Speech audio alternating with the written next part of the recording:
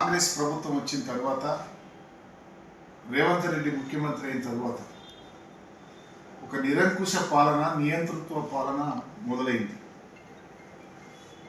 ఇలా ఈ రాష్ట్రంలో ఏదన్నా సమస్యల మీద ప్రశ్నిస్తే అరెస్టులు, ఇదేం అన్యాయమని అడిగితే గృహ నిర్బంధాలు, పోలీసు రాజ్యం నడిపేటువంటి పరిస్థితి వచ్చింది. ముఖ్యంగా ఇవాళ మా నాయకులు జగదీశ్వర్ రెడ్డి గారిని, హరీష్ రావు గారిని, ఇంకా కొంతమంది నాయకులను అక్రమంగా అరెస్ట్ చేసినటువంటి పద్ధతి మేము తీవ్రంగా ఖండిస్తున్నాం.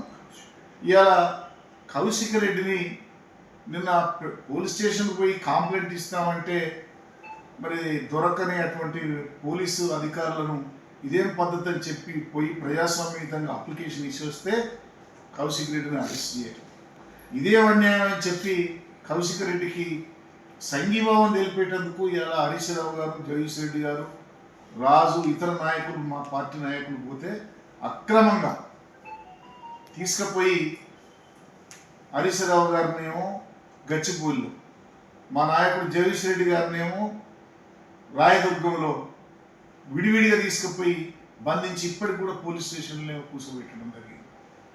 వాళ్ళకు ప్రజాస్వామ్యయుతంగా తెలంగాణ ఉద్యమకారులు వాళ్ళు, కేసీఆర్ నాయకత్వంలో తెలంగాణ సాధకుల్లో వాళ్ళు కూడా 10 సంవత్సరాలు మంత్రిగా చేసిన వాళ్ళు, ప్రజాస్వామ్యయుతంగా 3వసారి గెలిచిండు మా నాయకుడు జగదీష్ రెడ్డి గారు.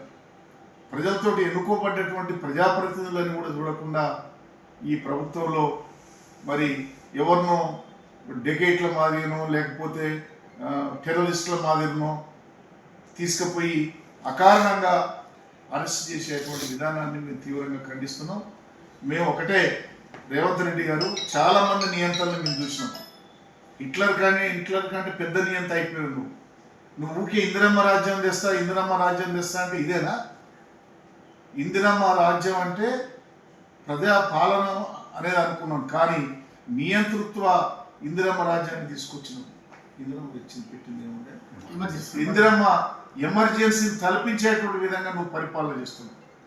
కాబట్టి ఇటువంటి అరాచకాలు, నిర్బంధాలు ఇవన్నీ కూడా మానుకోవాలని చెప్పి మనం మనవి చేస్తున్నాం. ముఖ్యంగా పోలీసు వారికి కూడా మా విన్నపం, ప్రభుత్వం ఎవరిదున్నా మీరందరూ ప్రజల కోసం పనిచేయాల్సిన వాళ్ళు. ఇలా ప్రభుత్వాలు ఉంటుంటాయి, పోతుంటాయి, వస్తాయి, పోతాయి, కానీ న్యాయం కోసం పనిచేయాల్సిన మీరు ప్రజాప్రతినిధుల్ని అక్రమంగా అరెస్ట్ చేయటం పట్ల మేము తీవ్రంగా బీఆర్ఎస్ పార్టీకి ఖండిస్తున్నాం. బీఆర్ఎస్ పార్టీ ఇది ఇవాళ పోలీస్ స్టేషన్లు కొత్త కాదు, జైలు కొత్త కాదు, అరెస్టులు కొత్త కాదు. వాళ్ళంతా కూడా ఇవాళ మీరు తీసుకుపోయిన వాళ్ళంతా తెలంగాణ కోసం జైల్లో పాలైన వాళ్ళు, ఉద్యమం కోసం దెబ్బలు తిన్న వాళ్ళు. వాళ్ళే మీ అక్రమ అరెస్టులకు, జైళ్లకు, శిక్షలకు భయపడేటువంటి వ్యక్తులు కాదు. కాబట్టి ఇటువంటి విధానాలు మానుకోవాలి. ఖచ్చితంగా బీఆర్ఎస్ పార్టీ తెలంగాణ సమాజం అంతా కూడా చూస్తుంది ఈ అరెస్టులో ఈ విధానాన్ని. కాబట్టి బీఆర్ఎస్ పార్టీ ఇటువంటి కార్యక్రమాలు చేస్తే త్వరలో కార్యాచరణను కూడా తీసుకుంటాం. ఇటువంటి అప్రసామిక విధానాన్ని తీవ్రంగా ఖండించేటందుకు అనేక ప్రోగ్రాంలు కూడా మా నాయకులు కాపాడుకునేది ఎట్లనో మా ప్రజలకు, తెలంగాణ ప్రజలకు బీఆర్ఎస్ పార్టీకి బాగా తెలుసు అని చెప్పి తెలియజేస్తూ, మా నాయకుడు జగదీశ్వర్ రెడ్డి గారిని, హరీష్ రావు గారిని, ఇతర నాయకుల్ని అలా అక్రమంగా అరెస్ట్ చేయడాన్ని మేము తీవ్రంగా ఖండిస్తున్నాం.